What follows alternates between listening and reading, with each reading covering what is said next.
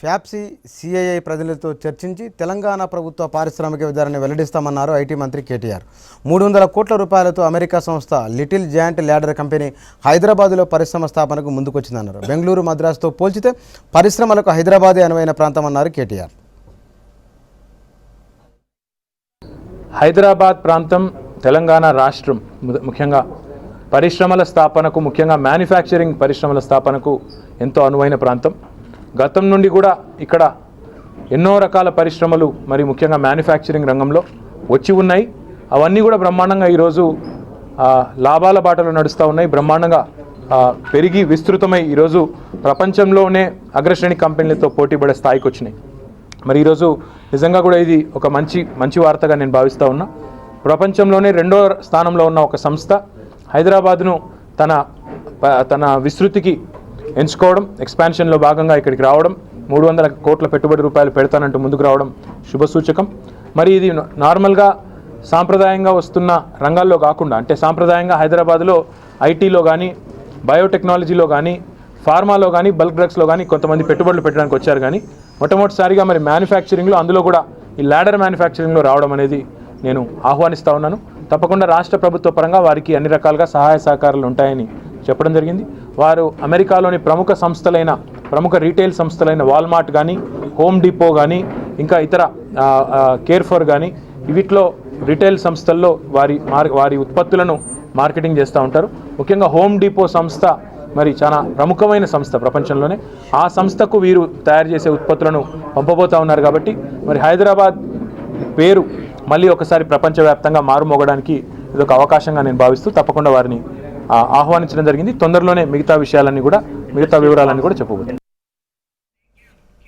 సచివాలయంలో దీనస్థితిపై స్వయంగా మంత్రులే అసంతృప్తిగా ఉన్నారు. ఛాంబర్ల తాళాలు తీయడానికి సిబ్బంది కూడా ఉండడం లేదని ఆర్థిక మంత్రి ఈటెల స్వయంగా చెప్పారంటే పరిస్థితిని అర్థం చేసుకోవచ్చు. కనీస సమాచారం ఇచ్చేందుకు కూడా అధికారులు అందుబాటులో ఉండడం లేదని ఆవేదన వ్యక్తం చేశారు ఈటెల రాజేందర్. 2వ తారీఖు నాడు తెలంగాణ రాష్ట్రం ఏర్పడింది. ఇవాళ 5వ తారీఖు. మన రాష్ట్రం ఏర్పడి ఇవాళకి 4వ రోజు మాత్రమే. ఇది కొత్త రాష్ట్రం. ఆంధ్రప్రదేశ్ రాష్ట్రం లాగా, ఇవాళ ఉన్న ఆంధ్ర రాష్ట్రం లాగా మనకు అధికారులు కానీ సిబ్బంది కానీ లేరు. మేము 2వ తారీఖు నాడు ప్రమాణ స్వీకారం చేసిన తర్వాత మా ఛాంబర్లకు పోతే తాళం తీసే దిక్కు లేదు, సమాచారం ఇచ్చే దిక్కు లేదు.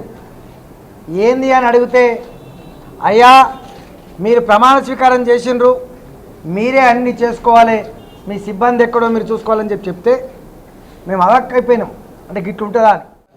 2వ తారీఖు నాడు తెలంగాణ రాష్ట్రం ఏర్పడింది. పనివేలతో సంబంధం లేకుండా తెలంగాణ అభివృద్ధికి పాటుపడతామన్నారు దేవిప్రసాద్. విభజనను స్థానికత ఆధారంగా నిర్వహించాలని కోరారు. కేంద్రం విడుదల చేసిన జీవోతో ఉద్యోగుల్లో ఆందోళన తలెత్తుందన్నారు దేవిప్రసాద్. తెలంగాణ ప్రజల ఆకాంక్ష ప్రభుత్వం కేసీఆర్ రూపంలో వచ్చినటువంటి సందర్భంలో ఇవాళ ప్రభుత్వానికి అందరం కూడా వెన్నుదన్నుగా ఉండాలని, వెన్నుదన్నుగా ఉండడం కాదు, మేనిఫెస్టోలో పెట్టినటువంటి ప్రతి అంశాన్ని తెలంగాణ ప్రజలకు సమర్థవంతంగా చేరేందుకు ఇవాళ తెలంగాణ ఉద్యోగులు పని గంటలతో సంబంధం లేకుండా పనిచేయాలని కూడా మేము నిర్ణయించాం. అలాగే తెలంగాణ ఉద్యోగులుగా మేము తప్పకుండా మా సామాజిక బాధ్యత నిర్వర్తిస్తాం. ఇవాళ విభజన సందర్భంగా ఉద్యోగులకు సంబంధించినటువంటి కొన్ని అంశాలు ఉన్నాయి. ఇవాళ తెలంగాణ ఉద్యోగులు కొంతమంది కావాలని ఆంధ్రలో వేసేటువంటి పద్ధతి కొనసాగుతూ ఉన్నది. నిన్న గౌరవ ముఖ్యమంత్రి కేసీఆర్ గారితో కూడా మేము చర్చించడం జరిగింది. మరి ఈరోజు రేపో ఒక కమిటీని కూడా, ఎందుకంటే ఇవాళ ఉద్యోగుల ఆందోళన ఇవాళ ప్రభుత్వ ఆందోళన అనేటువంటి విషయాన్ని మేము స్పష్టం చేస్తూ ఉన్నాం. ఎవరైనా తెలంగాణ ఉద్యోగులు ఆంధ్రలో అలాంటైతే అటువంటి వాటివన్నీ కూడా త్వరలో తెలంగాణకు తెచ్చుకునే విధంగా మేము కృషి చేస్తాం. కాబట్టి మేము తెలంగాణలో ఉన్నటువంటి ఉద్యోగులు ఎవ్వరు కూడా 4వ తరగతి కానీ, డ్రైవర్లు కానీ, అధికారులు కానీ ఎవ్వరు కూడా మరి ఆందోళన చెందవద్దు. జోనల్ స్థాయిలో, జిల్లా స్థాయిలో పనిచేస్తున్నటువంటి, ఆంధ్రలో పనిచేస్తున్నటువంటి ఉద్యోగులు కూడా మేము మా గడ్డ మీదకి వస్తామని ఇప్పటికే చెప్పడం జరిగింది. పూర్తి స్థాయిలో రుణమాఫీ చేయాలని ప్రభుత్వాన్ని డిమాండ్ చేశారు పీసీ చీఫ్ పొన్నాల. ప్రభుత్వ తీరుతో రైతులు ఆత్మహత్యలు చేసుకుంటున్నారని ఆందోళన వ్యక్తం చేశారు. రైతులు అధైర్యపడొద్దని, కాంగ్రెస్ అండగా ఉంటుందని భరోసా ఇచ్చారు పొన్నాల లక్ష్మయ్య. నిన్న మొన్న ఈ 2 రోజుల లోపల దాదాపు 4 రైతులు ఆత్మహత్యలు చేసుకున్నట్టుగా మనం చూస్తున్నాం. ఇది చాలా దురదృష్టకరమైన విషయం. రుణమాఫీ విషయంలో అధైర్యపడకూడదని, మనోనిబ్బరంగా ఉండాలని, ఆత్మహత్యలకు పాల్పడకూడదని కాంగ్రెస్ పార్టీ ఎప్పుడు రైతుల పక్షాన ప్రజల పక్షాన నిలబడుతుందని హామీ ఇస్తూ ధైర్యంగా ఉండాలని కోరుతున్నాం. కొత్త ప్రభుత్వం ఇచ్చిన వాగ్దానాలు నెరవేర్చాలని మేము కోరుతున్నాం. ఉమ్మడి రాష్ట్ర అభివృద్ధిలో హైదరాబాదు పాత్ర కీలకమైంది. హైదరాబాదు ఖ్యాతి ప్రపంచగాంచింది. కానీ ఈ ఖ్యాతితో పాటుగా అపఖ్యాతి కూడా పాలకులు తీసుకొని వచ్చారు. అదే హైదరాబాదులో ఉన్న భూములు, హైదరాబాదు రంగారెడ్డి జిల్లాలో ఉన్న వేలాది ఎకరాల భూములు అన్యాక్రాంతం, అక్రమాలకు కబ్జా గురైన ప్రభుత్వంలో ఉన్న కొందరు, అప్పుడున్న ప్రభుత్వంలో ఉన్న కొందరు వీటిని ఇతరుల పరం చేసి లక్షల కోట్ల రూపాయల ప్రజాధనాన్ని పరులపాలు చేశారు. నిజంగానే హైదరాబాదుకున్న ఈ భూములకు సంబంధించిన వివరాలు, ప్రజాధనం లూటు చేసిన విధానం పైన ప్రస్తుత రాష్ట్ర ప్రభుత్వం చాలా సీరియస్గా ఉన్న దీనిపైన విచారణ కూడా చేస్తూ ఉన్నది. ఈ సందర్భంలో ప్రభుత్వం అన్యాక్రాంతమైన భూములను వెనక్కి తీసుకుంటుందా, ప్రజాధనాన్ని వెనక్కి తీసుకొస్తుందా, ఈ ప్రాంత ప్రజల, ఈ రాష్ట్ర అభివృద్ధికి అది దోదం చేసే విధంగా తనకు అనుకూలంగా మలుచుకుంటుందా, ఏం చేస్తుందో ఇదే ఇవాళ ఈ అంశం. దీనిపైన చర్చించేందుకు ఆ సిపిఎం నాయకులు ఎం శ్రీనివాస్ గారు, కాంగ్రెస్ అధికార ప్రతినిధి ఉమేష్ రావు గారు ఉన్నారు. ఇద్దరు గుడ్ ఈవినింగ్ అండి. ముందుగా శ్రీనివాస్ గారు మీతో స్టార్ట్ చేస్తానండి. హైదరాబాదు, రంగారెడ్డి ఈ రెండు జిల్లాల్లో 1956 తర్వాత భూములు చాలా పెద్ద ఎత్తున అన్యాక్రాంతమైనవి. అది తెలంగాణ వారా లేదా ఆంధ్ర ప్రాంతం వారా ఇతర రాష్ట్రాల వారా అదో సంబంధం లేదు. ప్రజలకు సంబంధించిన, ఇక్కడున్న ప్రభుత్వానికి సంబంధించిన భూములు ఇతరుల పరానికి వెళ్ళిపోయినట్ట. రమారమి హైదరాబాదులో రంగారెడ్డిలో కలిపి విడివిడిగా ఎంత భూమి చట్టవిరుద్ధంగా బదిలైంది ఇతరులకు? ఈ రీసెంట్గా చూస్తే కూడా పెద్ద ఎత్తున వందల ఎకరాల భూములు, దీని మీద ఎవరు ఆ రకంగా సర్వే చేసి ఎన్ని వందలు ఎన్ని వేల ఎకరాలు అనేది ఆ రకంగా చేయలేదు. ఇప్పుడు మనం ఒక షేక్పేట్ మండల్, ఇప్పుడు ఉన్నటువంటి ఈ ప్రాంతంలో చూస్తే షేక్పేట్ మండల పరిధిలో 3000 ఎకరాల గవర్నమెంట్ ల్యాండ్ ఉంటే ఈరోజు గవర్నమెంట్ చేతిలో ఉంది 200 ఎకరాలు మాత్రమే. మిగతా 2800 ఎకరాలు ఈరోజు ఇప్పటికే అన్యాక్రాంతం అయిపోయింది.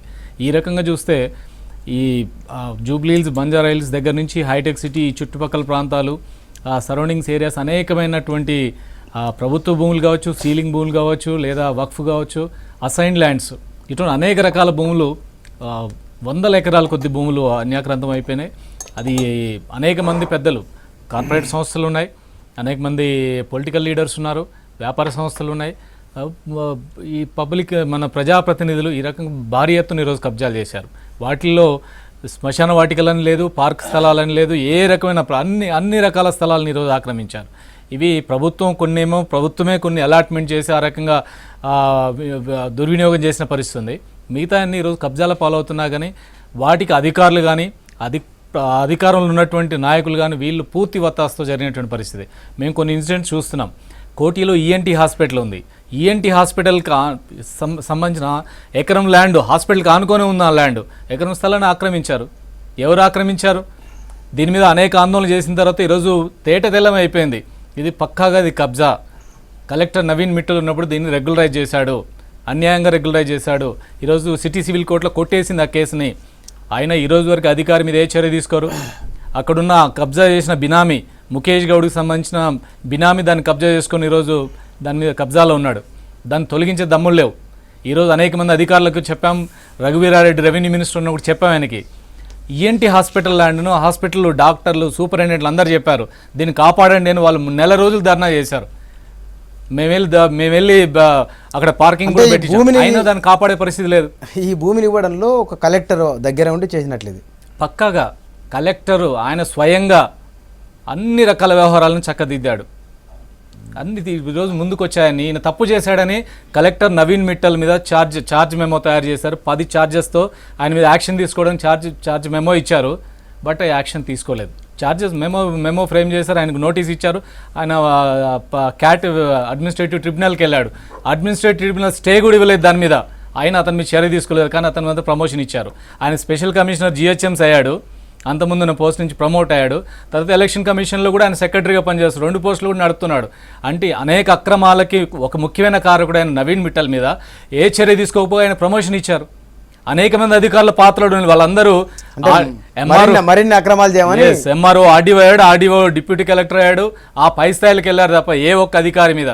పర్టికులర్గా బంజారాహిల్స్లోనే ఈరోజు ఒక కేసులో కడప మాజీ మేయర్ రవీంద్రనాథ్ రెడ్డికి సంబంధించిన కేసుకు సంబంధించిన దాంట్లో ఆయన ఎంత ల్యాండ్కి రెగ్యులరైజ్ చేయాలో కనీసం దరఖాస్తులో మెన్షన్ చేయకపోయినా ఆయన 480 గజాల స్థలం ఇచ్చేశారు. ఆ ల్యాండ్ లీగల్ డిస్ప్యూట్లు ఉందని తెలిసి కూడా ఎంఆర్ఓ దాన్ని రికమెండ్ చేశాడు, కానీ ఆ ఎంఆర్ఓ మీద చర్య తీసుకోలేదు. తప్పు జరిగిందని తేలిపోయింది, ఆ భూమిని వెనక్కి తీసుకున్నారు, కానీ ఆ అధికారి మీద మాత్రం అధికారి ప్రమోషన్ వచ్చింది, ఆయన ముందుకు వెళ్ళిపోయాడు, కానీ ఏ చర్య తీసుకోలేదు. అంటే అక్రమాలకన్నిటికీ అధికారులు, ప్రజాప్రతినిధులు, రాజకీయ పార్టీ అధికారంలో ఉన్న పాలక పార్టీ ఒత్తాసు పలికింది కాబట్టి ఈ రకం అక్రమాలకు దారితీసింది. ఉమేష్ గారు, వాస్తవానికి ఇది ఒక చిన్న ఎగ్జాంపుల్. అది హైదరాబాద్ నగరం నడిబొడ్డున ఉన్న ఒక భూమికి సంబంధించింది. మీ పార్టీ నాయకుడు, గతంలో మంత్రిగా పనిచేసిన వ్యక్తి, ఆయనకు బంధువే దీన్ని ఆక్రమించినట్టు, అది కలెక్టర్ దాన్ని సహకరించినట్టు. నిజంగానే కాంగ్రెస్ పార్టీ నాయకులు, అది తెలంగాణ ప్రాంతానికి సంబంధించిన నాయకుడు, ఈ విషయంలో ఏం చేయాలంటారు? భూములను అక్రమంగా ఆక్రమించుకోవడం కాంగ్రెస్ పార్టీ విధానం కాదు, అది వ్యక్తులకు ఉన్నటువంటి బలహీనత. నిజమే, మా పార్టీలో వారు చెప్పినట్టుగా మా పార్టీలో చాలామంది భూ ఆక్రమణ చేశారు. అది రాజశేఖర రెడ్డి, మనం చాలాసార్లు ఇప్పుడే మనం చర్చ కాదు, రాజశేఖర రెడ్డి కొడుకు మీద, రాజశేఖర రెడ్డి తమ్ముని మీద, రాజశేఖర రెడ్డి బహుమరిది మీద అనేకమైన ఆరోపణలు గత సంవత్సరాల నుండి మనం వింటా ఉన్నాం. వాళ్ళు వాస్తవంగా కబ్జాలు చేసిన వాళ్ళు ఏం చేయలేదని కాదు. కాబట్టి అప్పుడు జరిగింది. నవీన్ మిట్టల్ లాంటి అధికారులు కూడా వాళ్ళకి వత్తాసు వాళ్ళకి, నవీన్ మిట్టల్ కూడా ఒక అవినీతిపరుడైన అధికారి అనేటువంటి ఒక అభిప్రాయం కూడా ప్రజల్లో ఉంది, ఖచ్చితంగా ఉంది.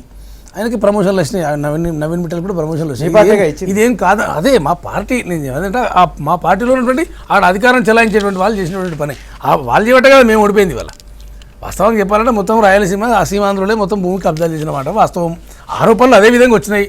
కాబట్టి ఒకరిద్దరు తెలంగాణ వాళ్ళు ఉన్నప్పటికీ కూడా మొత్తంగా హైదరాబాదులో భూములు ఉన్నటువంటి అక్రమంగా ఇతరులకు, వాళ్ళ వందిమాగదులకు కట్టబెట్టినటువంటి చరిత్ర వాస్తవంగా సీమాంధ్ర నాయకులు చేసినటువంటిదే. వాళ్ళు చేసిన ఇలా ఇప్పుడు కొత్తగా తెలంగాణ ప్రభుత్వం వచ్చింది, అప్పుడు వాళ్ళు కూడా మొత్తుకున్నారు, అందరూ మొత్తుకున్నారు, తెలంగాణ కాంగ్రెస్ నాయకులు కూడా మొత్తుకున్నారు. ఇది ఈ రకంగా అక్రమంగా పోతే రేపు ప్రభుత్వం చేతిలో భూమే మిగిలది. ఎవరైనా రేపు మంచి ఇండస్ట్రీ పెడదాం, ప్రజోపయోగకరమైన ఇండస్ట్రీ పెడదాం ఎవరైనా వస్తే వాళ్ళకి గుంటెడు భూమి ఇచ్చే అవకాశం ఉండదు. మరి ఈ రకంగా ప్రైవేట్ వ్యక్తులకు భూములు దారాదత్తం చేయడం అనేటువంటి కరెక్ట్గా రాజశేఖర రెడ్డి హయాంలో విచ్చల విడిగా. మీరు ఆ రోజైనా సరే మీ పార్టీ నాయకులు ఎందుకోసం ఒక విధానం, భూ విధానాన్ని ఎందుకు తీసుకోలేదు, ఎందుకోసం మీ నాయకులు మాట్లాడలేదు? మాట్లాడడానికైతే ఎవరు వద్దన్నారు కదా, మాట్లాడడానికైతే ఎవరు? మళ్ళీ మీరు ఇక్కడ ఉన్నారు. సీమాంధ్ర నాయకుల పెత్తనంలో, కాంగ్రెస్ పార్టీ నేషనల్ పార్టీ అయినా సీమాంధ్ర నాయకుల పెత్తనంలో కొనసాగింది. ఇక్కడ తెలంగాణ నాయకులు ఆనాడు మాట్లాడి ఈనాడు మాట్లాడాలి. వాస్తవం ఇది, మేము ఒప్పుకుంటున్నాం కదా, మాట్లాడే పరిస్థితి లేదు, ఫ్యాక్ట్ ఇది. ఇప్పుడు నేను ఏదో కొత్తగా మీకు బూచి చెప్పినా ప్రయోజనం లేదు, ఎందుకంటే మాట్లాడలేదు అనే మాట వాస్తవమే. మాట్లాడలేదు, ఎందుకంటే ఆధిపత్యంలో వాళ్ళు ఉన్నారు, అక్కడ అధికారంలో వాళ్ళు ఉన్నారు, అనేక రకాల ఇబ్బందులు ఉంటాయి. ఒకరిద్దరు మా వాళ్ళు కూడా అలా పోయి కలిసినారు, కలవలేదని కాదు, హైదరాబాద్లో ఉన్నటువంటి వాళ్ళు కూడా ఒకరిద్దరు వాళ్ళతో చేయలేనటువంటి దాఖలాలు ఉన్నాయి. కాబట్టి ఆధిపత్యం వాళ్ళు చెలాయించినప్పుడు మాట్లాడినా ప్రయోజనం లేదనేటువంటి వాళ్ళు ఉన్నారు, అది అందరి మనసులో ఉంది. కాబట్టి ఇప్పుడు కొత్తగా నేను ఏమంటా అంటే, సరే జరిగిపోయింది, విచ్చలవిడిగా భూములు ఎన్ని రకాలు చేయాలనో అన్ని రకాల దోపిడీ చేసి సర్వనాశనం చేసిపోయిన ఇక్కడ హైదరాబాద్లో ప్రభుత్వ భూములను మొత్తం ప్రైవేట్ వ్యక్తుల చేతులకు అప్పచెప్పినటువంటి ఒక దుర్మార్గమైనటువంటి చర్య ఖచ్చితంగా సీమాంధ్ర నాయకత్వం చేసిందన్నమాట పూర్తి వాస్తవం.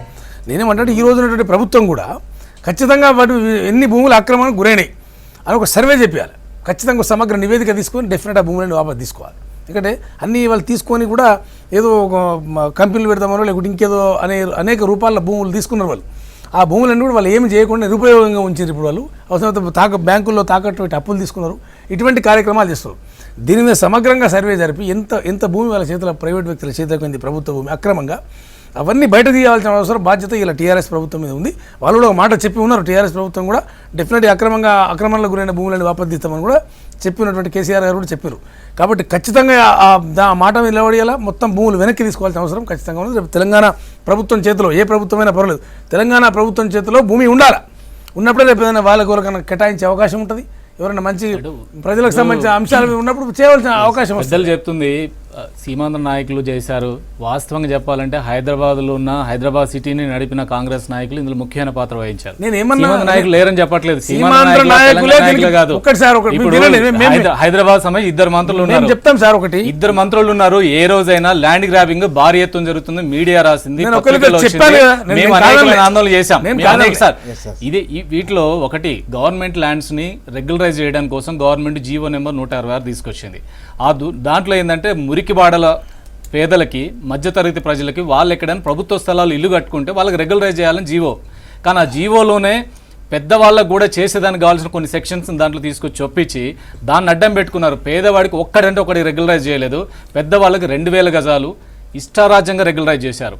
ఒక్కొక్కరు 10 ఎకరాలు 15 ఎకరాలు టీఆర్ఎస్ భవన్ ఎదురుగున్న గోదావరి సొసైటీ 10 ఎకరాలు రెగ్యులైజ్ చేయమని దరఖాస్తు పెట్టుకుంది. ఎవరు పెట్టుకున్నారు? గోదావరి సొసైటీ, ఒక సొసైటీ. గోదావరి సొసైటీ ఎవరు అన్నారు? వీళ్ళంతా పెద్ద పెద్దలు అనేక మంది ఉన్నారు దాంట్లో. సీమాంధ్రులే ఉన్నారు. సీమాంధ్రులు ఏంది? Very clear. దాన్ని నడిపింది ఎవరు? దానా నాగేందర్ కాదా?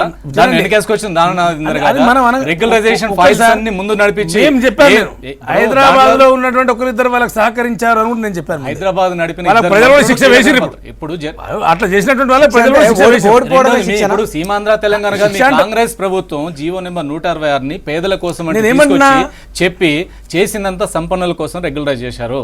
దాని మీద మేము కోర్టుకు వెళ్ళాం, స్టే తీసుకొచ్చాం. ఇప్పుడు రెగ్యులరైజేషన్ మొత్తం ఆగిపోయాయి, దాన్ని ఆపేసాం. అంటే ఆయన ఏమంటారు, ఆల్రెడీ ఉమేష్ రావు గారు అంటున్నది కూడా తమ పార్టీకి సంబంధించిన నాయకులు చేసిన పొరపాటు, వాళ్ళ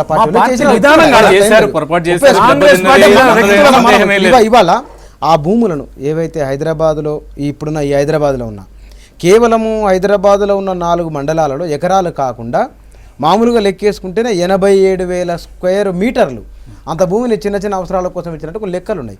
వీటిని వెనక్కి తీసుకోవడానికి అంటే ఇతర రాష్ట్రాల్లో భూముల విధానంలో ఎట్లాంటి పాలసీ ఉంది, అవి ఆ ప్రభుత్వాలు ఎట్లా వెనక్కి తీసుకున్నాయి, అట్లా ఏమన్నా చెప్పగలరా? ఒకటి, ఇప్పుడు హైదరాబాద్లో జరిగిన అక్రమాలకు సంబంధించింది ఒకటేమో ప్రభుత్వ భూముల్ని రెగ్యులరైజేషన్ పేరుతోటి భారీ ఎత్తున రెగ్యులరైజేషన్ చేశారు.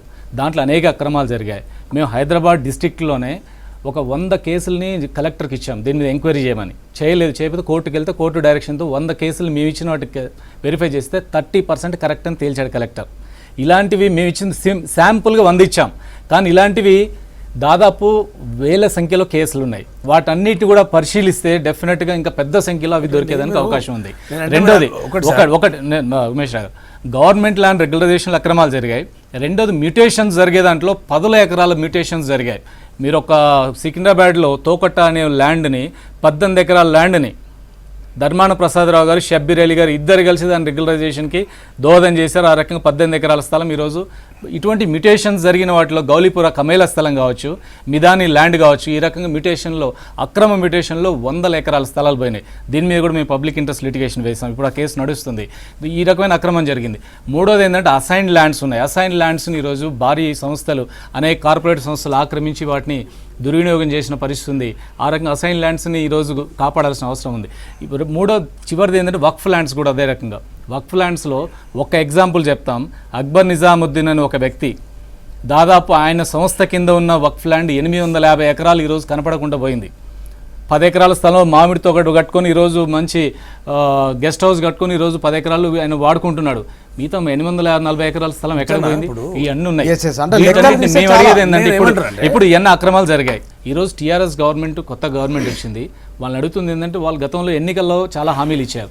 మేనిఫెస్టోలో ఎక్కడ స్పెసిఫిక్గా చెప్పలేదు, మేము ఏం చేస్తామని చెప్పలేదు.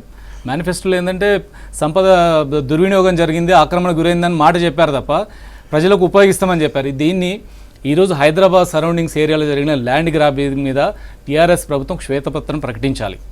ఏ భూములు ఎన్ని అన్యాక్రాంతమైనాయి, ఏ రకమైన పద్ధతులు అన్యాక్రాంతం జరిగింది, దీనికి ఎవరు బాధ్యులు, కనీసం అట్లీస్ట్ భూముల యొక్క స్టేటస్ ఏంటి, ఇప్పుడు ప్రభుత్వ భూములు, సీలింగ్ భూములు, వక్ఫ్ భూములు కానీ, ఎండోమెంట్ ల్యాండ్స్ కానీ, ఇవి ఏవేవి ఏ రకమైన పద్ధతులు ఆక్రమణ గురైనాయో వాటి మీద శ్వేతపత్రం ప్రకటించాలి. తర్వాత వీటిని ఏ రకంగా ప్రభుత్వం వెనక్కి తీసుకొస్తుంది, ప్రజలకు ఉపయోగపడేలా మారుస్తుంది. ఏకీభవిస్తాను, నేను కాదంటలేను, సార్ చెప్పేది ఏకీభవిస్తా తప్పకుండా. సరే, ఇప్పుడు కాంగ్రెస్ నాయకుల పేరు వాళ్ళు కోట్ చేశారు. ఒకటేంటంటే అది కోర్టులో ఉందన్నారు. ఇక కోర్టులో ఉన్నప్పుడు నేను దాన్ని మాట్లాడడం కరెక్ట్ కాదు, న్యాయస్థానంలో ఉన్నదాన్ని వివాదం చేయడం కరెక్ట్ కాదు. కాంగ్రెస్ నాయకులు ఉంటే ఉండవచ్చు, వాళ్ళ మీద ప్రూవ్ అవుతుందా కాదా రేపు తెలుసు. అది ఒకటి ఏంటంటే రాజశేఖర రెడ్డి హయాంలోనే దీనికి అంకురార్పణ జరిగిందండి. నేను రీజనల్ బేసిస్ మీద నేను మాట్లాడతలేను. రాజశేఖర రెడ్డి హయాంలో ఏం జరిగిందో నేను మీకు కొత్తగా చెప్పాల్సిన అవసరం లేదు. ప్రైవేట్ వ్యక్తుల చేతులకి వెళ్ళి భూములు గుంజుకొని ఆయన ఏ విధమైనటువంటి వ్యవహారం చేసిండో మీకు తెలుసు. ఇలా వ్యాన్పిక్ అనే సంస్థకు ఎన్ని వేల భూములు కట్టబడితే లాస్ట్కి తిరిగి చెంచల్ కూడా జైల్లో ఉండవలసిన పరిస్థితి వచ్చింది.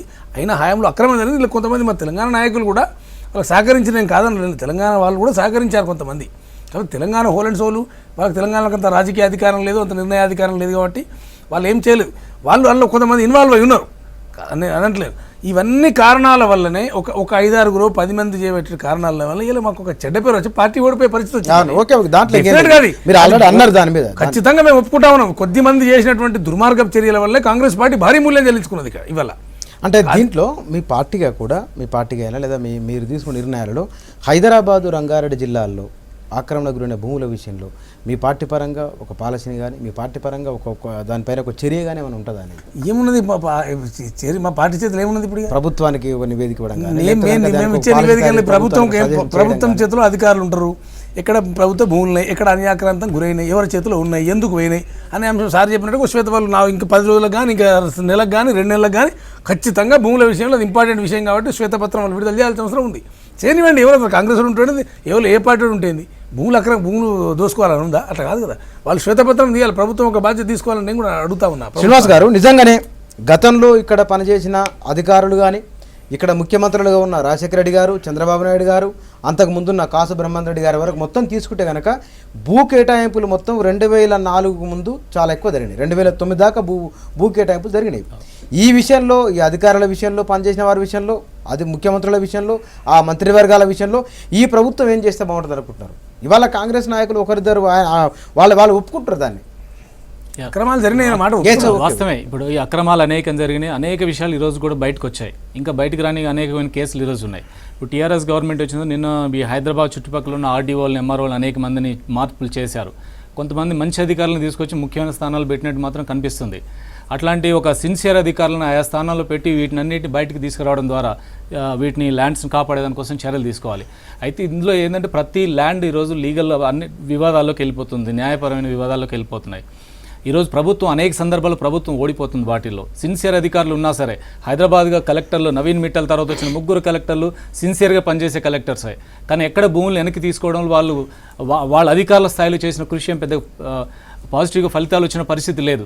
పైన ఉన్న పొలిటీషియన్స్ కూడా, అధికారులు కూడా, ఇప్పుడు మేము ఒక కేసులో 3.5 ఎకరాలు అన్యాక్రాంతమైందని చాలా కాలం పోరాడి దాన్ని తీసుకొచ్చి చివరి స్థాయిలోకి తీసుకొచ్చి కాపాడి గవర్నమెంట్లో అధికారులు వెళ్ళి హ్యాండ్ ఓవర్ చేసుకున్న సమయంలో రెవెన్యూ మంత్రి గారు వచ్చి దీంట్లో హ్యాండ్ ఓవర్ చేసుకోవడానికి వీల్లేదు అని ఆయన స్టే ఆర్డర్ ఇచ్చాడు. ఈ రకమైన పద్ధతిలో ఆపేసిన తర్వాత ఇప్పుడు అధికారులు పనిచేసేది సిన్సియర్ అధికారులని వాళ్ళు ప్రోత్సహించాల్సిన అవసరం ఉంది. రెండోది లీగల్ కూడా, అడ్వకేట్ టీం కూడా సక్రమంగా ఈ కేసులన్నీ వేగంగా పరిష్కారం అయ్యేటట్టుగా, ప్రభుత్వం అనుకూలంగా న్యాయంగా జరిగేటట్టుగా చూడాల్సినటువంటి అవసరం ఉంది. అందుకని అటువంటి ల్యాండ్స్ అన్నిటి వివరాలన్నీ కూడా బయటకు తీసుకొచ్చి ప్రజల ముందు పెట్టాలి.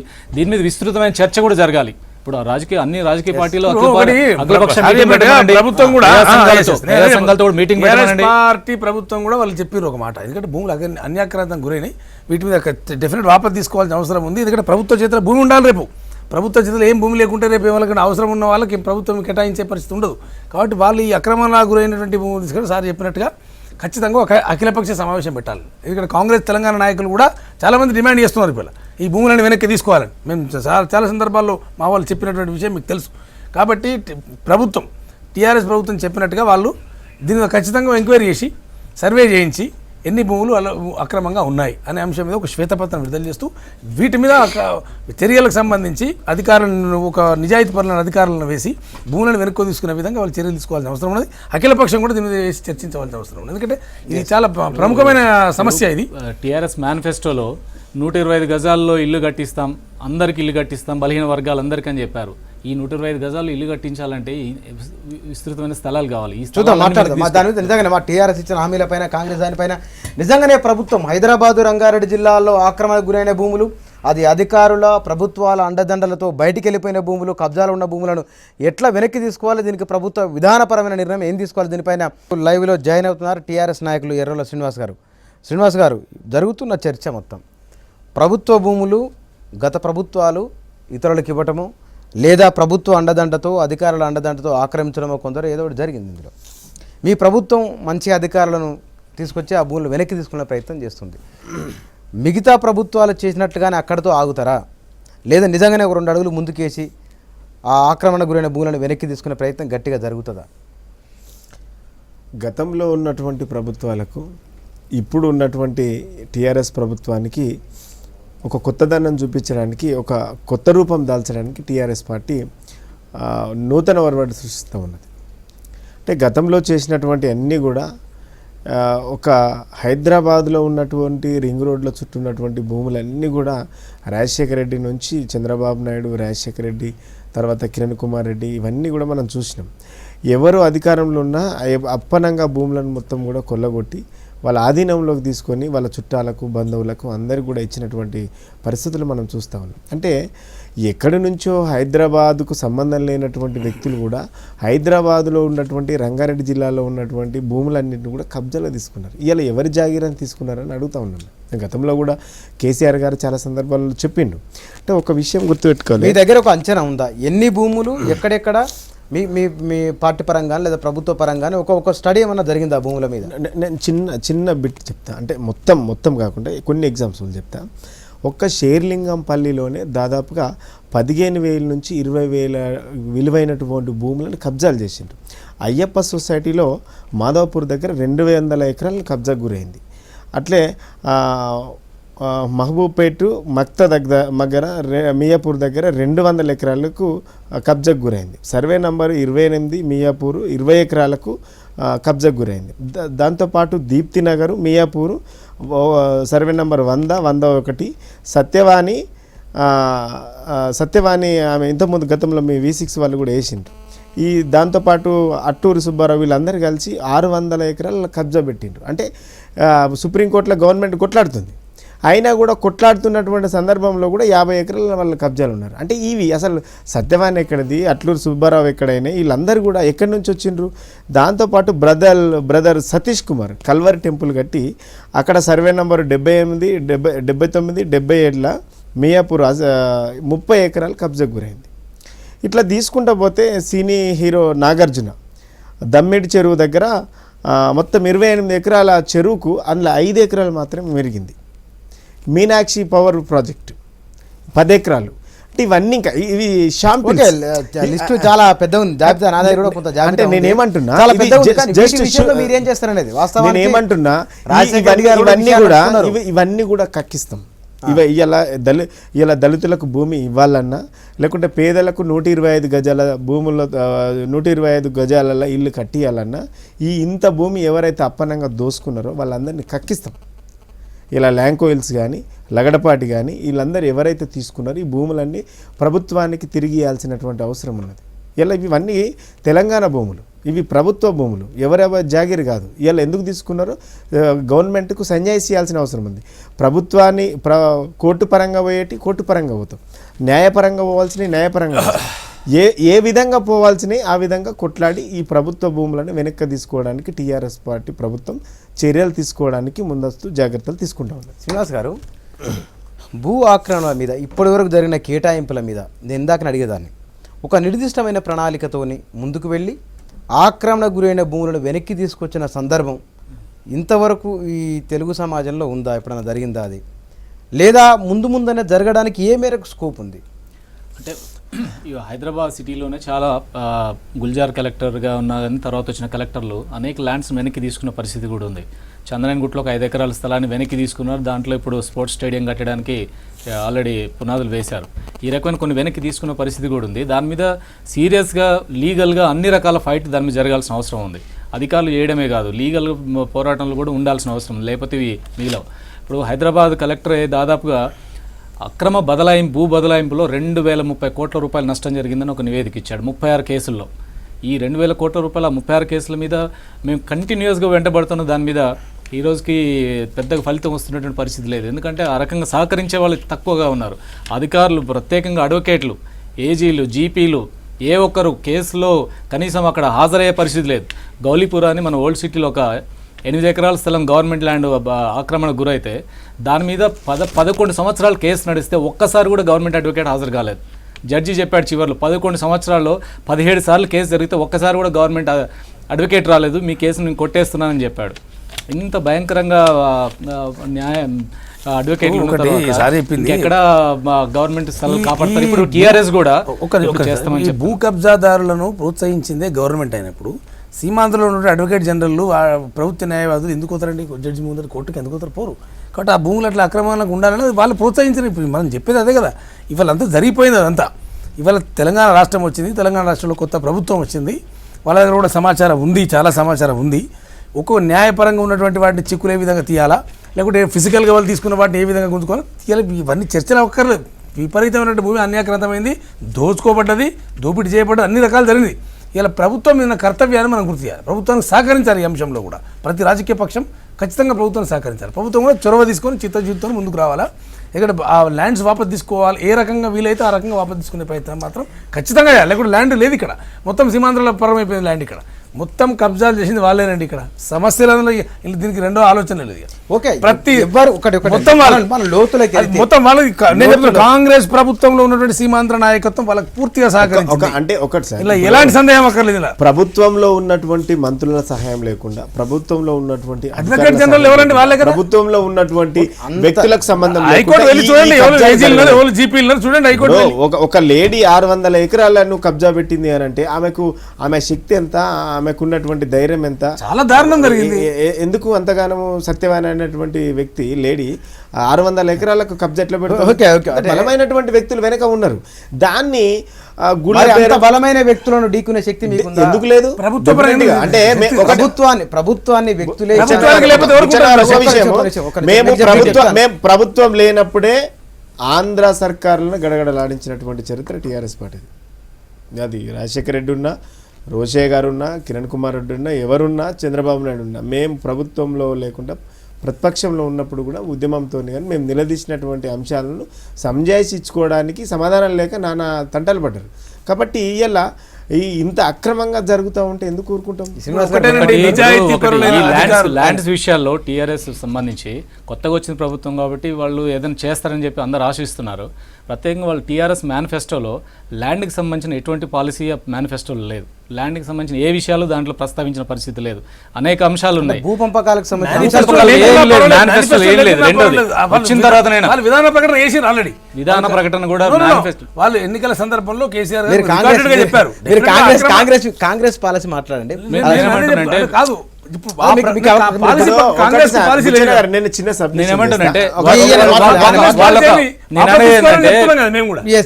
కొత్త ప్రభుత్వానికి నేను చేసే సూచన ఏంటంటే, ఇప్పుడు ఈ ల్యాండ్స్ విషయాల్లో ఒకటేమో శ్వేతపత్రం ప్రకటించండి, రెండు ల్యాండ్ పాలసీ కూడా.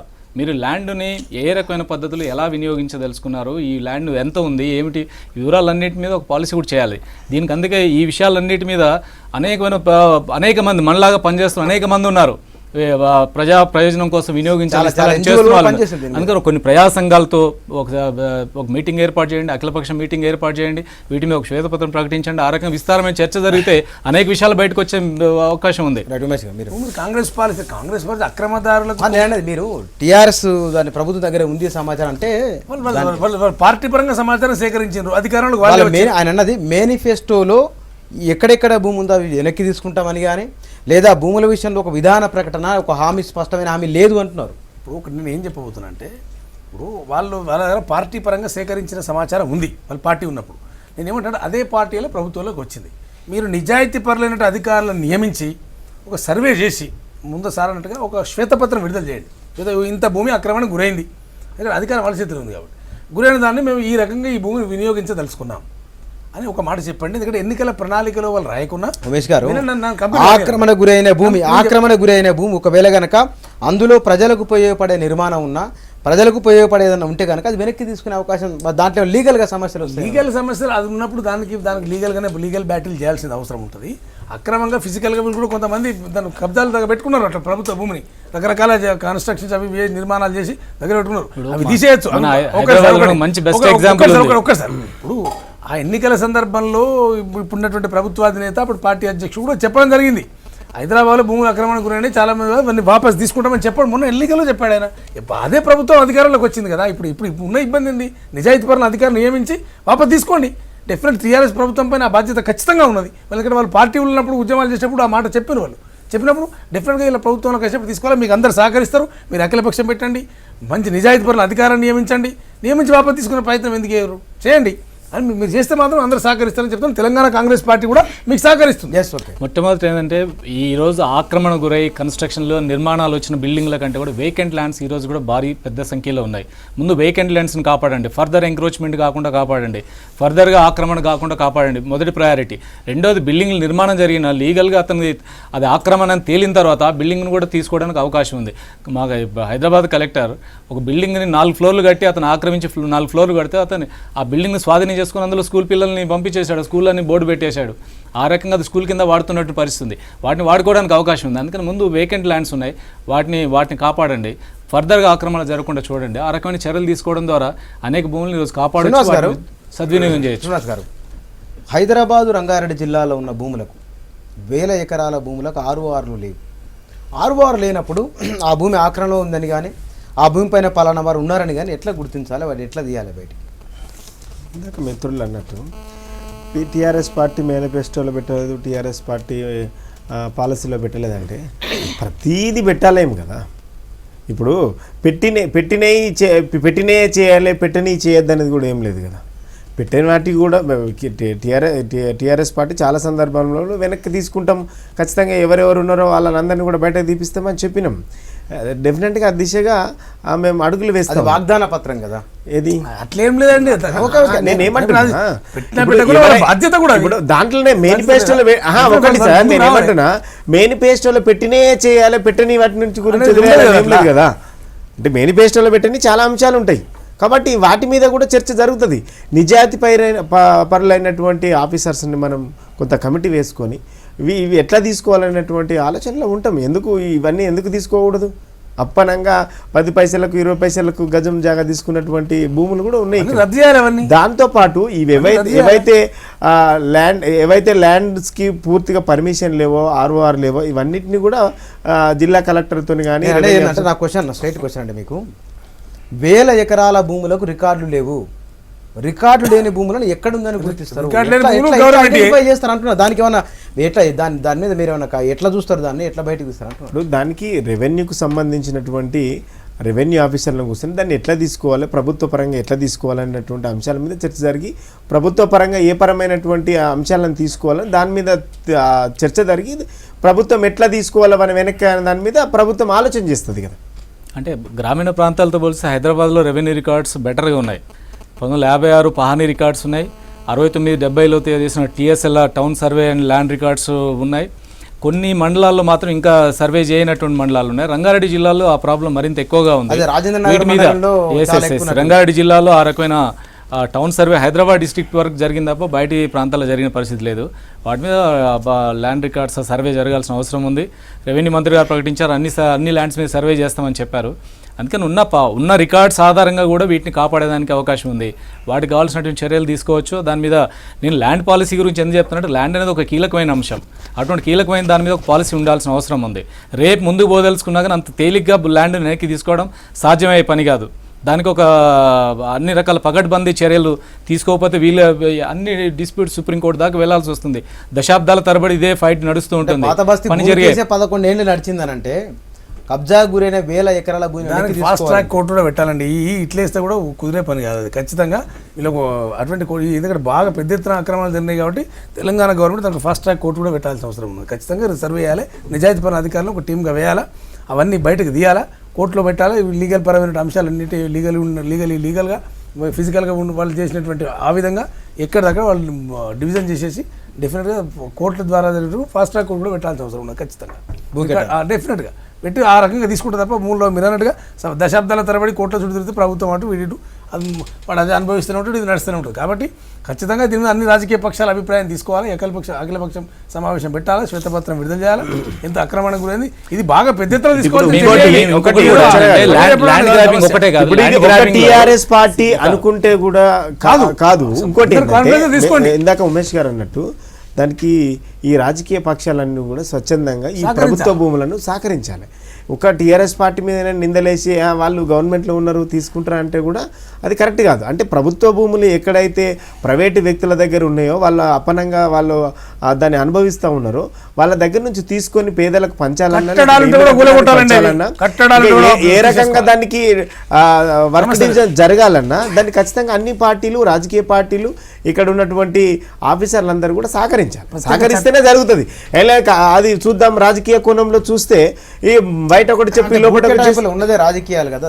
అంటే ఒకటి ప్రజలకు ప్రభుత్వాలు దానికోసం ఏమంటున్నా మా వంతు కృషి ఉంటది. మిగిలిన రాజకీయ పార్టీల సహకారం కూడా కావాల్సినటువంటి అవసరం ఉంటుంది. రాజకీయ పార్టీలు సహకరించుకుంటే కనుక చట్టపరంగా ప్రభుత్వం మీ చేతలు ఉంది కాబట్టి కొంత ఇబ్బంది అయినా సరే ఎదుర్కొని గవర్నమెంట్ సిన్సియర్గా దాన్ని ప్రయత్నం చేస్తున్నప్పుడు ఈ ల్యాండ్ గ్రాబింగ్ సహకరించినటువంటి అధికారుల మీద మొట్టమొదటి చర్య మొదలు పెట్టండి. నవీన్ మిట్టల్ కలెక్టర్ అనేకమైన అక్రమాలకు అతను మూలం ఆద్యుడిగా ఉన్నాడు. నవీన్ మిట్టల్ అతని మీద చర్య తీసుకోండి. అతను ప్రమోషన్లు ఇచ్చారు ఇప్పటివరకు, అతను డిమోట్ చేయండి, లేదా అతనికి దూరంగా పెట్టండి. ఇప్పుడు ఆయన డబుల్ పోస్ట్లో ఈరోజు మెయింటైన్ అవుతున్నాడు, ప్రమోషన్లు తీసుకొని ఉన్నాడు. ఆయన మీద 10 ఛార్జెస్ మిన్నీ మాథ్యూ సీసీఎల్ఏ ఉండి రిపోర్ట్ తయారు చేసి 6 పేజీల రిపోర్ట్ తయారు చేసి ఛార్జెస్ ఫ్రేమ్ చేసి వెళ్ళింది. ఇప్పటివరకు అతను ప్రమోషన్తో ఈరోజు ఇలాంటి అధికారులు కొంతమంది ఆర్డీఓలను కొంతమంది ఎంఆర్ఓలు ఉన్నారు, ఐడెంటిఫై చేశారు ఇప్పటికే వీళ్ళు తప్పులు చేశారని. ఎస్ రికార్డ్ వాళ్ళ మీద ముందు చర్య తీసుకోండి. డెఫినెట్ గా ప్రజల్లో ఒక మంచి సిగ్నల్ వెళ్తుంది. ల్యాండ్ గ్రాబర్స్ మీద మేము కఠినంగా ఉండబోతున్నాం, సపోర్ట్ చేసిన అధికారులు మేము చర్య తీసుకుంటున్నాం, మీరు ఆ సిగ్నల్ ఇవ్వండి. ఫర్దర్గా కబ్జా చేసేటోడికి భయం ఉంటుంది. ఈ రోజు కబ్జా చేసిన వాళ్ళు కూడా సరెండర్ చేయాల్సిన పరిస్థితి వస్తుంది. మీరు అధికారుల ముందు చర్య మొదలు పెట్టమని అడుగుతున్నాం. నవీన్ మిట్టల్ లాంటి అధికారులను మొత్తం దండించాలి. మొట్టమొదటి నిజాయితీ కనుక వీళ్ళు స్టెప్స్గా నిజాయితీ తీసుకుంటే నవీన్ మిట్టల్ అంత అవినీతి పరుడు, అక్రమాలకు ఆద్యుడు అసలు ఏ అధికారి లేడు రాష్ట్రంలో. ఆయన మీద అనేకమైన ఆరోపణలు, చాలా భూములు అక్రమాలకు గురి కావడానికి ప్రైవేట్ వ్యక్తి దారాలు చేయడం ఆయన చాలా వరకు కారణం. అంటే కేవలం నవీన్ మిట్టల్ వచ్చిన హయాంలోనే ఎక్కువ భూములు ఆక్రమణ గురైన 100%. నవీన్ మిట్టల్ హైదరాబాద్ కలెక్టర్ ఉన్నప్పుడు ఆయన ఏ అక్రమం లేదు. ఇది జనంలో సర్వత్రా చర్చ ఉంది, నేను మీరు చెప్పడం కాదు. కాబట్టి నవీన్ మిట్టల్కు వేళ మీరు అందలాలు వేయవలసిన అవసరం లేదు. నవీన్ మిట్టల్ ఉన్న పీరియడ్లో ఆయన వెళ్తూ ఏప్రిల్ 4వ తేదీ ఆయన రిలీవ్ అవుతూ ఏప్రిల్ 1 నాడు డజన్ల కొద్ది వాటి మీద సంతకాలు పెట్టి వెళ్ళిపోయాడు. ఇంటికి వెళ్తూ ఫైల్స్ అని ఇంటికి తీసుకుపోయి ఇంటికాడ పాత డేట్లతో సంతకాలు పెట్టి పంపించినవి. వీటన్నిటి ఎంక్వైరీ జరిగి ఎంక్వైరీలో తప్పని తేల్చారు. సీసీఎల్ఏ స్థాయిలో మిన్నీ మాథ్యూస్ గారు ఉండి దాన్ని తప్పని తేల్చారు, రిపోర్ట్ ఇచ్చారు. దాని మీద ఇప్పటికే జీవో కూడా జారీ అయిందని మీరు చర్య తీసుకోవడానికి. తర్వాత దాన్ని పక్క పెట్టినట్టు నవీన్ మిట్టల్ సంబంధించి సీసీఎల్ఏ మిన్నీ మాథ్యూస్ గారు ఇచ్చిన రిపోర్ట్ మీద వీళ్ళు చర్యలు తీసుకోవాలని మేము డిమాండ్ కూడా చేస్తున్నాం. చట్టం ముందు ఎవరు కూడా అతిథులు గారు. ఎవరైతే ఇట్లాంటి దృష్టికి వస్తాయో డెఫినెట్గా యాక్షన్ తీసుకుంటాం. ఇది పాత మాటనే, ఇది పాత మాట కాదు. అంటే అంటే జనరల్గా ఏ రాజకీయ పార్టీ అయినా చెప్పే మాటనే, కానీ ఇది దానికి భిన్నంగా ఉంటుంది టీఆర్ఎస్ పార్టీ ప్రభుత్వం అంటున్నాం. మాకు కూడా ఉన్నది కదా, ఒక విజన్తో వెళ్తున్నటువంటి పార్టీ, ఒక వ్యూహంతో ఒక విజన్తో ఏదో ఒక చెయ్యాలన్నటువంటి తపనతోని ఈ కార్యక్రమాలు తీసుకున్నటువంటి పార్టీ టీఆర్ఎస్ పార్టీ. ఏదో 5 ఏళ్ళు ఏదో నడపాలి, ఏదో చేయాలనేటువంటి ఉద్దేశం కొద్దిగా రాలే. ప్రజలకు 14 సంవత్సరాలు ప్రజల మధ్యలో ఉన్నాం, కొట్లాడినాం, ప్రతి సమస్య తెలుసు, ఆ సమస్యలలో మేము అనుభవించినాం. కాబట్టి దాన్ని క్లియర్ చేయడానికి ఇప్పుడు ఏమంటారు 4 రోజులు కూడా కాలేదు, 6 తారీఖు 2 తారీఖు ప్రమాణ స్వీకారం జరిగింది. అంటే ఇప్పుడు పట్టు సాధించడానికి ఎవరెవరు ఏందని తెలుసుకోవాల్సిన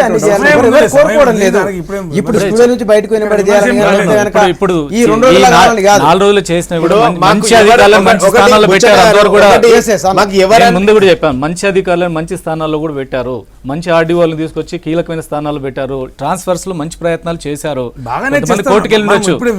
ఇప్పుడు దాని సూచన మేము చేసిన సూచన ఏంటంటే ప్రభుత్వం స్ట్రెంథెన్ చేయడానికి, అక్రమాలను అరికట్టేదానికి ఏం చేయాలనే సూచనే తప్ప ఇప్పుడు దాని ప్రభుత్వం 4 రోజుల ప్రభుత్వాన్ని విమర్శించే పరిస్థితులు మేము లేము, ప్రయత్నం చేయట్లేదు. ఏంటంటే ఈ ఆక్రమణలకు బాధ్యులైన అధికారులంతా బదిలీలు చేస్తే వాళ్ళంతా కోర్టుకు వెళ్ళి దానిపైన లీగల్ ఫైట్ చేస్తున్నారు.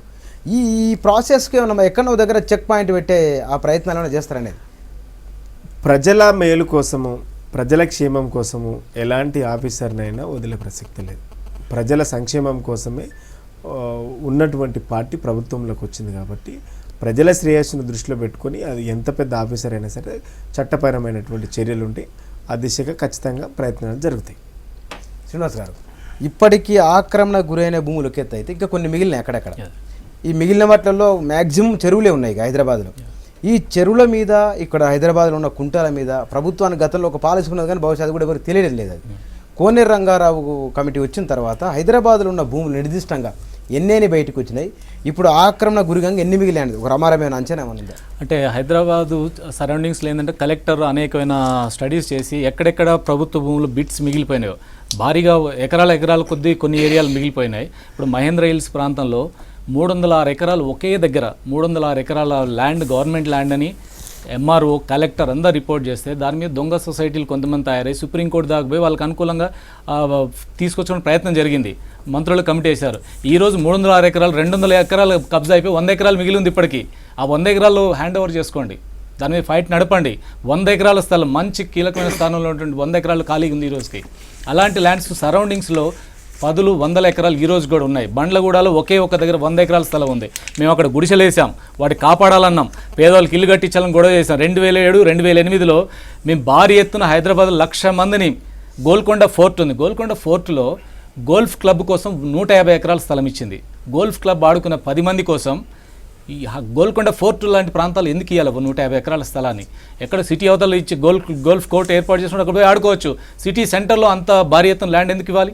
150 ఎకరాలు ఒక హిస్టారికల్ మాన్యుమెంట్ పక్కన అంత భారీ ఎత్తున ఎందుకు స్థలాలు ఇవ్వాలి? ఈ రకమైనటువంటి పరిస్థితి అది బేసిక్ క్వశ్చన్. ఆ దాంట్లో తెలంగాణ కాంగ్రెస్ ఉండొచ్చు, ఆంధ్ర కాంగ్రెస్ ఉండొచ్చు, టీఆర్ఎస్ ఉండొచ్చు, తెలుగుదేశం ఉండొచ్చు, వాటెవర్ ఉండొచ్చు. అంత ప్రభావం చూపించే వ్యక్తులు ప్రభుత్వం ఒక కమిటీ వేసినా లేదా ప్రభుత్వాన్ని అంత ఈజీగా ముందుకు నడవనిస్తారా? అట్లాంటి హర్డల్స్ వచ్చినప్పుడు ఏ విధంగా ఈజీగా ముందుకు వెళ్ళాలనేది ఇప్పుడు ముందుకెళ్ళాలంటే లీగల్గా ఏమున్నది మొదలు వాళ్ళు ఆలోచన చేయాలి. అధికారులను సమర్థవంతమైన అధికారులను న్యాయపరమైనటువంటి సలహాలు తీసుకొని ముందుకు వెళ్ళాల్సిన అవసరం ఎందుకు? ప్రభుత్వం ఎందుకు పవర్ ఉండదండి? మరి ప్రజలు ఇచ్చినటువంటి అధికారం ప్రభుత్వం ఎందుకు? డెఫినెట్ వ్యక్తులేం గొప్ప కాదు ప్రభుత్వం ముందు. ప్రభుత్వం అనుకుంటే వ్యక్తులేం గొప్ప కాదు. కాబట్టి ఇప్పుడు వాళ్ళ కాంగ్రెస్ పార్టీ ఉన్నారు, టీడీపీ, ఇటువంటి పార్టీల పేరు అక్కర్లేదు. ఇక్కడ వ్యక్తుల సమస్య. ఇక్కడ పార్టీలో ఏ పార్టీకి పాలసీ ఉండదు భూములు కబ్జా చేయాలని? టీఆర్ఎస్ పాలసీలు ఎవరికి ఉండవు. మరి అటువంటి వ్యక్తుల సమస్య, వ్యక్తుల బలహీనత, వ్యక్తుల యొక్క అవినీతి, దీని మీద మనం ఆలోచన చేయాలి. ఆ వ్యక్తి ఎవడైతుంది, ఏ పార్టీ ఎవడైతుంది ఆక్రమణ గురైంది అన్నప్పుడు డెఫినెట్గా చర్యలు తీసుకో విధంగా ప్రభుత్వం ముందుకు వెళ్ళాలి. వ్యక్తులేం గొప్ప కాదు ప్రభుత్వం ముందు.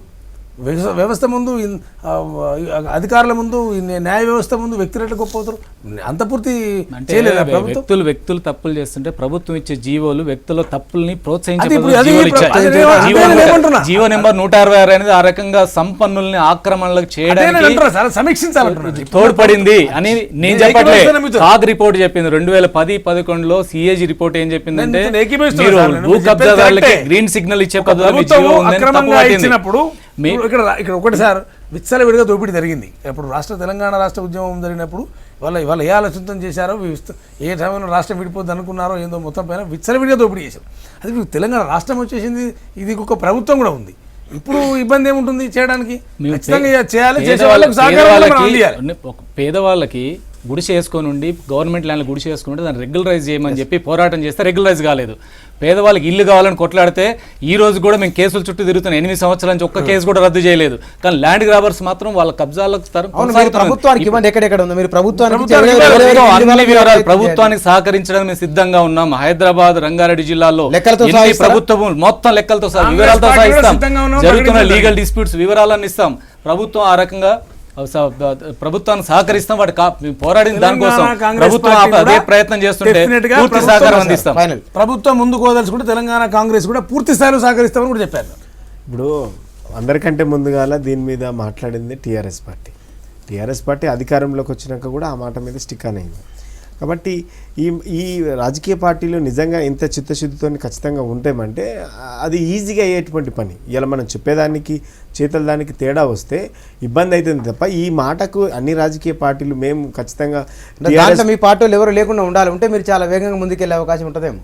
ఎట్లా అంటే ఇప్పుడు దీంట్లో ఆక్రమించిన దాంట్లో ఒకటి ఉమేష్ గారు చెప్పినట్లు వ్యక్తుల స్వార్థం ఒకటి పార్టీ కాకుండా టీఆర్ఎస్ పార్టీ నాయకులు కానీ లేకుంటే ఎక్కడైనా టీఆర్ఎస్ పార్టీలో ఉన్నటువంటి వ్యక్తులు కానీ ఎక్కడ ఒక అంగుళం నాకు తెలిసి ఎవరు కూడా అట్లాంటి అవసరాలు రాలే. ఎందుకంటే తెలంగాణ వాళ్ళు ఈ కబ్జాలు చేసేంత కొంతమంది హైదరాబాదు నేచర్కి అలవాటు పడ్డటువంటి కల్చర్కి అలవాటు పడ్డ వాళ్ళు చేసి ఉంటారు గతంలో ఇక్కడ మంత్రులు చేసినటువంటి వ్యక్తులు. కానీ ఉద్యమంలో పనిచేయడానికి ఉద్యమంలో పూర్తి స్థాయిలో టైం కానీ వాళ్ళకు కబ్జాలు చేసేంత టైం ఎక్కడ ఉంటుందో మనం ఒకసారి ఆలోచన చేసుకోవాలి. టైం వాళ్ళ టైం మనం ఎట్లా చెప్తాం కానీ ప్రభుత్వం అయితే వెనక్కి తీసుకునే అవకాశం. సరే ఇంకోటి ఎవరైనా సరే దాంట్లో వదిలే ప్రసక్తి ఒక వ్యక్తి కోసము వ్యవస్థ ప్రయోజనాలు దెబ్బతీయం. ఇలా టీఆర్ఎస్ పార్టీ ఉన్నా ఇంకెవరున్నా ఒక వ్యక్తి కోసము వ్యవస్థ ప్రయోజనాలు దెబ్బతీయం. ఇలా ప్రజల ప్రయోజనాల కోసం వ్యక్తులను అడ్డం పెట్టుకొని